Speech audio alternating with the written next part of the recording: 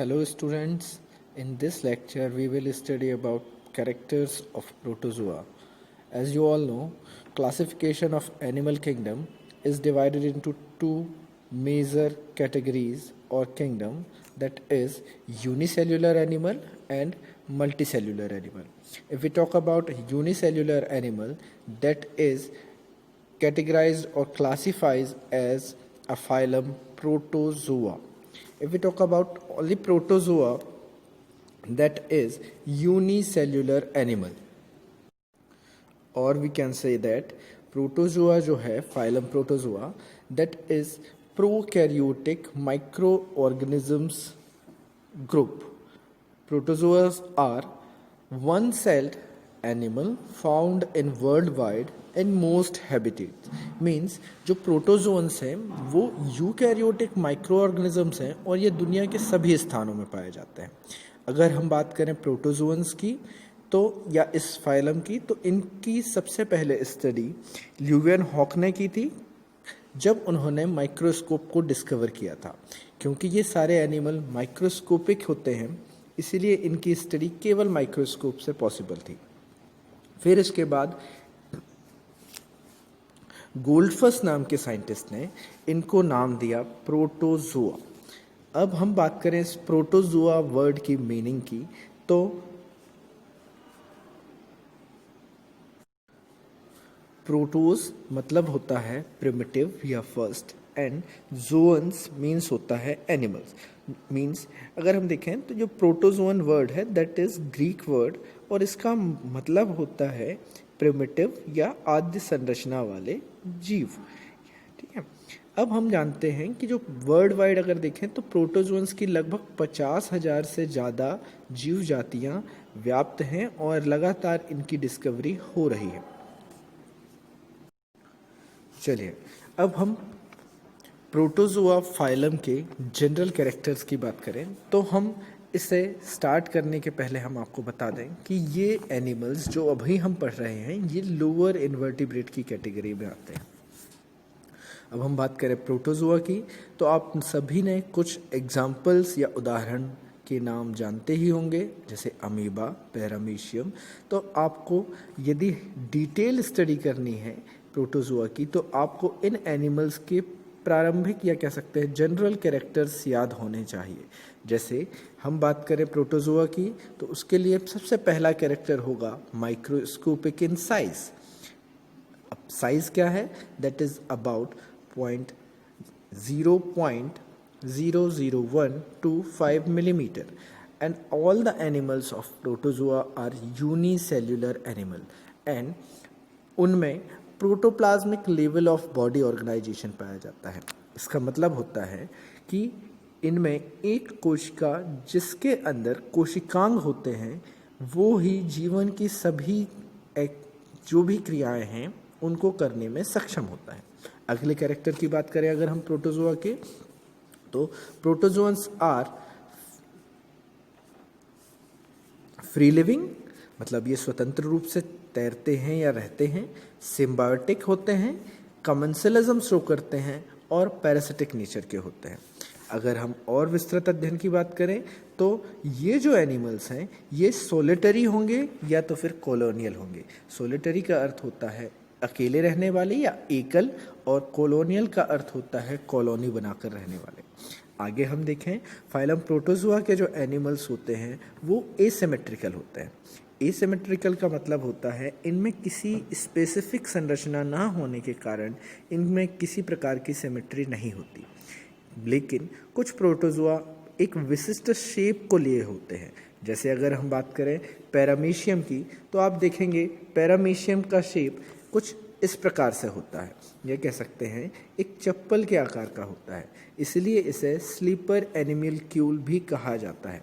अब हम बात करें इनके अगले कैरेक्टर की, तो प्रोटोजोआ जो होते हैं उनकी बॉडी नेकेड या कवर्ड होती है पेलिकल से, और कुछ ऐसे एनिमल्स होते हैं जिनमें टेस्ट या एक्सोस्केलेटन भी पाया जाता है.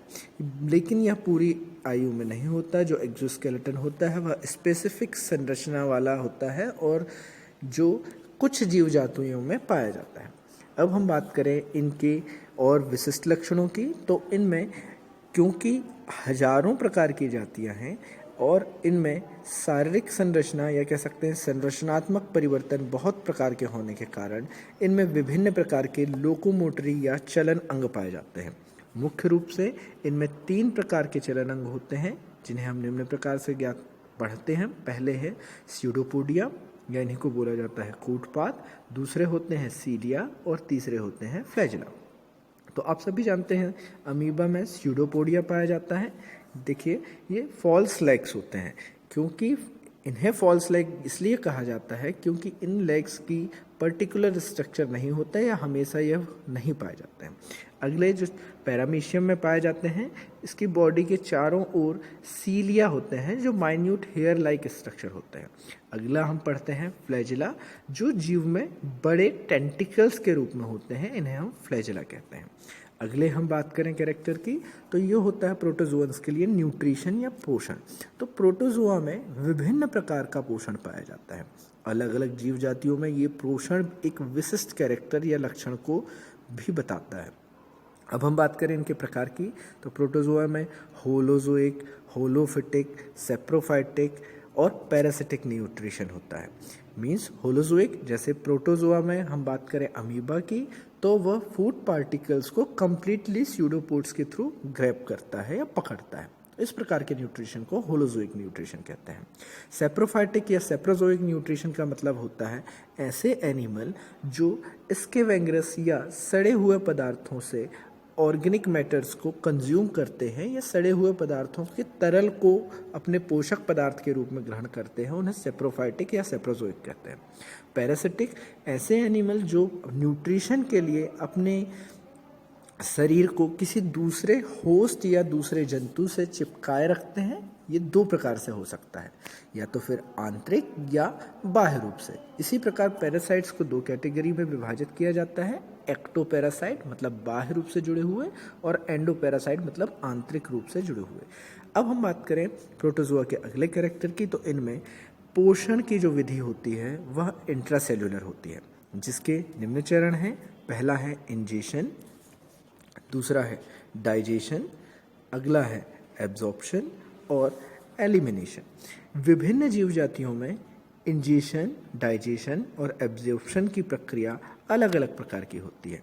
जैसे प्रोटोजोआ की अगर हम बात कर रहे हैं, तो यहाँ पर अमीबा के लिए इंजेशन की प्रक्रिया फैगोसाइटोसिस के रूप में होती है और यह होलोजोइक न्यूट्रिशन प्रदर्शित करता है। अब अगर हम डाइजेशन की बात करें, तो हाइड्रोलाइटिक एंजाइम्स के द्वारा इनमें जो भी फूड पार्टिकल्स हैं उनका पाचन होता है। यहाँ आप एक पैरामीशियम का उदाहरण देख रहे हैं।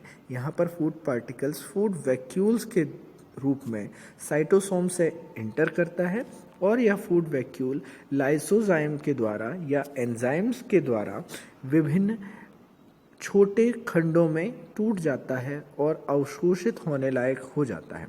और अवशोषित होने लायक जो कंपोनेंट होते हैं वो प्रोटोप्लाज्म में एब्जॉर्ब कर लिए जाते हैं, तथा जो कंटेंट यदि अवशोषण योग्य नहीं है तो उन्हें एक्सक्रीटरी सब्सटेंस बोला जाता है। और ये एक्सक्रीटरी सब्सटेंस बॉडी की सरफेस के द्वारा बाहर कर दिए जाते हैं एक वैक्यूल का फॉर्मेशन करके। इस प्रकार से ये शरीर के बाहर कर दिए जाते हैं। अगले हम कैरेक्टर की बात करें, तो रेस्पिरेशन और एक्सक्रीशन इनमें विशिष्ट ऑर्गन ना होने के कारण इनकी बॉडी की सरफेस ही यह काम करती है। मीन्स हम कह सकते हैं they don't have respiratory and excretory organ. Next character is reproduction. क्योंकि ये जीवधारी बहुत सूक्ष्म स्ट्रक्चर के होते हैं, संरचना वाले होते हैं, तो इनमें एसेक्सुअल रिप्रोडक्शन या अलैंगिक जनन मुख्य रूप से पाया जाता है। लेकिन कुछ जीव सेक्सुअल या कह सकते हैं हिंदी में बोलें तो लैंगिक प्रजनन भी प्रदर्शित करते हैं। अब हम एसेक्सुअल प्रजनन की बात करें तो यह फ्यूजन और बडिंग के द्वारा होता है और सेक्सुअल रिप्रोडक्शन गैमेट्स के कंजुगेशन के द्वारा होता है। हम बात करें इनमें लाइफ साइकिल की, तो इनमें अल्टरनेशन ऑफ जनरेशन या जीवन चक्र में पीढ़ी एकांतरण का एक विशिष्ट गुण भी पाया जाता है। अब हम देखते हैं कुछ प्रोटोजोअन्स के उदाहरण जैसे Amoeba, Cryptomonas, Euglena, Volvox, Noctiluca, Leishmania, Trypanosoma, Daphnia, ये और प्लाज्मोडियम, पैरामीशियम, ये सभी प्रोटोजोअन्स के उदाहरण हैं।